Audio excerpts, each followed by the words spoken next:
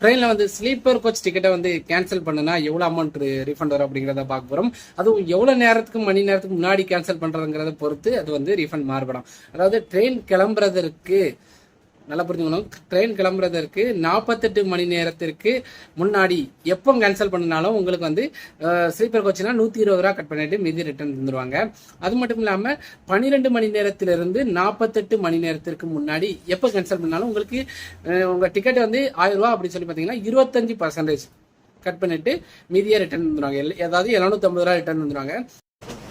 அது மட்டும் இல்லாமல் ட்ரெயின் கிளம்புறதுக்கு 4 மணி நேரத்திலிருந்து 12 மணி நேரத்திற்குள் அந்த பிட்வீன் கேப்பில் கேன்சல் பண்ணுனா எவ்வளோ அமௌண்ட் நம்மக்கிட்ட கட் பண்ணி தருவாங்க அப்படின்னு சொல்லி பார்த்தீங்கன்னா 50% கட் பண்ணிடுவாங்க. இப்போ 1000 ரூபாய்க்கு ட்ரெயின் டிக்கெட் புக் பண்ணியிருந்தோம் அப்படின்னு சொல்லி பார்த்தீங்கன்னா 500 ரூபா தான் நமக்கு ரிட்டர்ன் கிடைக்கும். அது மட்டும் கிளம்புறதற்கு 4 மணி நேரம், 3 மணி நேரம், 2 மணி நேரம், 1 மணி நேரம் இப்படி கேன்சல் பண்ணோம் அப்படின்னு சொன்னீங்கன்னா பணமே ரிட்டர்ன் வராது.